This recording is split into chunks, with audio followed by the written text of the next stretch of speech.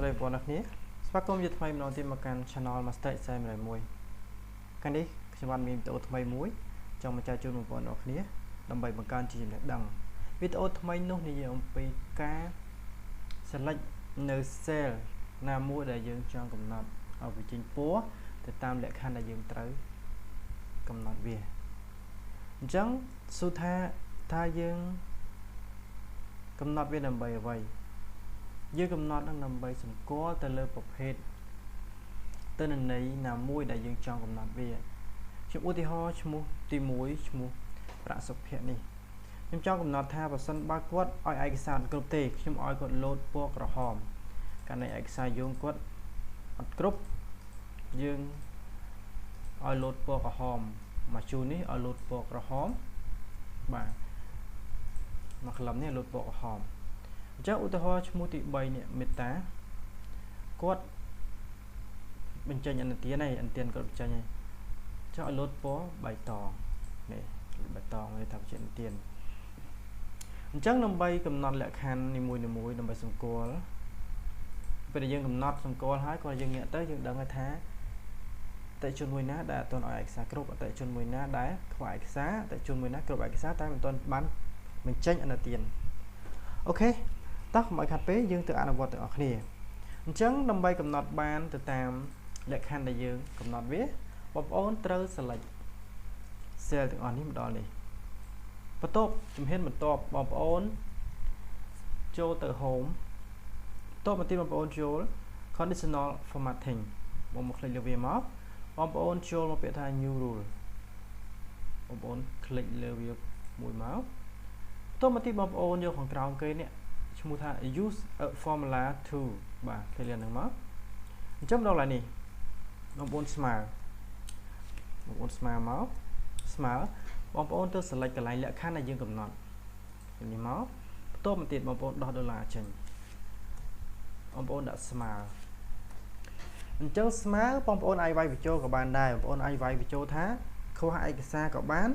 ឬក៏បងប្អូនselectលើនេះអញ្ចឹងខ្ញុំ select លើនេះដើម្បីខ្ញុំអត់មកបាយខ្ញុំ select លើនេះមក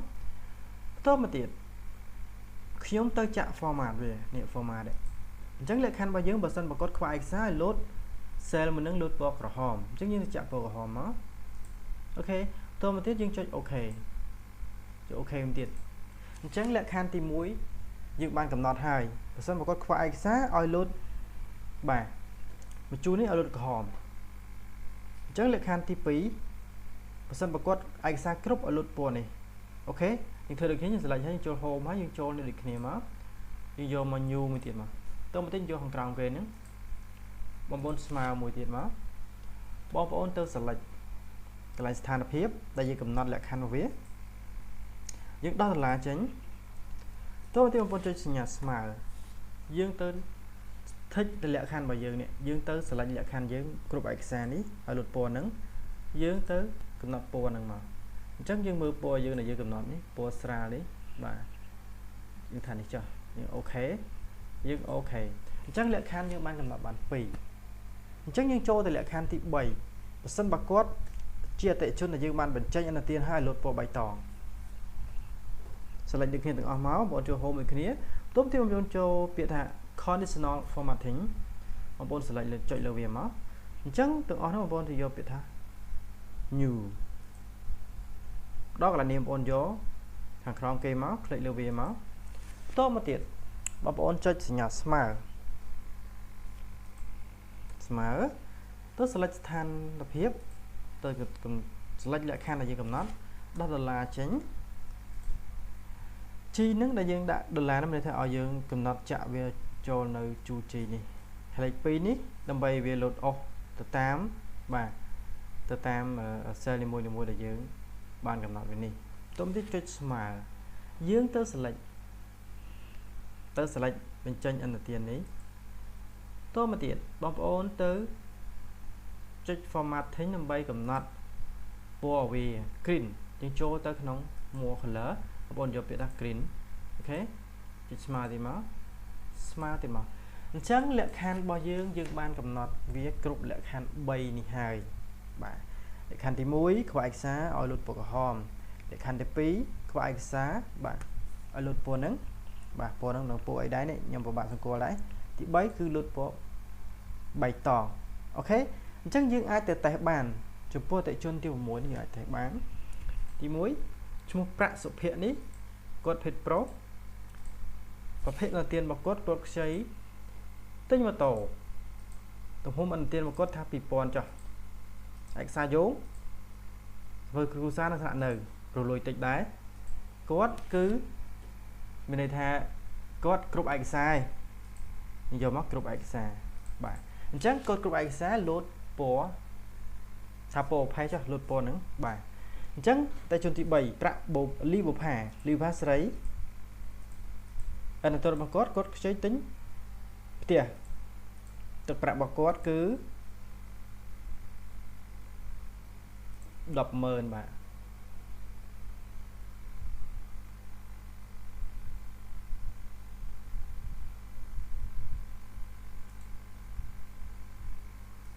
គាត់មានកាត់គ្រីឡានម៉ូតូបាទកាត់គ្រីឡានម៉ូតូខ្ញុំឧទាហរណ៍ទេតទៅទៀតគឺឯកសាររបស់គាត់ខ្វះឯកសា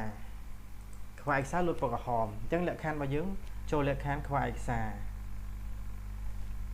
ទី3សុកមេតាភេទប្រុសអនុទានរបស់គាត់ទិញឡានទំហំទឹកប្រាក់របស់គាត់ 40000 បាទឯកសារយោងរបស់គាត់ប្លង់ដីគាត់បញ្ចេញអនុទានន័យថាគាត់បញ្ចេញអនុទានគាត់ល្អគាត់មានប្រវត្តិមានថាប្រវត្តិរបស់គាត់ល្អតើតើមួយនឹងការងាររបស់គាត់បាទអាចទប់ទល់ជាមួយនឹងអនុទានមួយនឹងបានឯកសារយោងគ្រប់គ្រាន់អីផ្សេងៗគ្រប់គ្រាន់អស់គឺគាត់បានបញ្ចេញអនុទានចិនសុកប្រុសអនុទានរបស់គាត់ទិញបាទទិញឡានដែរគាត់ខ្ចី 20000 គាត់ទិញឡានរីទាបឯងឯកសារយោងរបស់គាត់គឺប្លង់ដីដែរឯអនុទានរបស់គាត់គ្រប់បាទអញ្ចឹងគាត់គ្រប់ដែរមិនថាគ្រប់ហ្នឹងមិនថាឯកសារគ្រប់អស់ហើយប៉ុន្តែយើងអត់ទាន់បានបញ្ចេញអនុទានឲ្យគាត់នោះទេបាទអញ្ចឹងមាសលីដាភេទស្រីអនុទានរបស់គាត់ទិញម៉ូតូ 2000 កាត់គីឡានឯកសាររបស់គាត់អាចបញ្ចេញអនុទានបានព្រោះម៉ូតូយើងយកឡានទៅធានាយើងអាចចេញបានបាទនេតអត់ភេទប្រុសគាត់ខ្ចីទិញផ្ទះទំហំរបស់គាត់គឺ 40000